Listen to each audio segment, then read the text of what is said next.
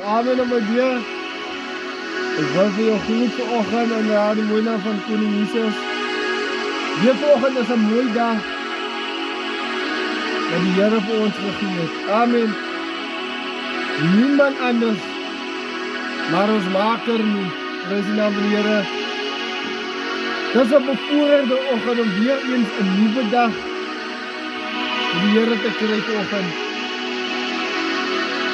Ek wil vir jou vanoggend bemoedig. As ek vanoggend voel, dit is nie jou dag nie. Ai. Maar weet, God is baie naby.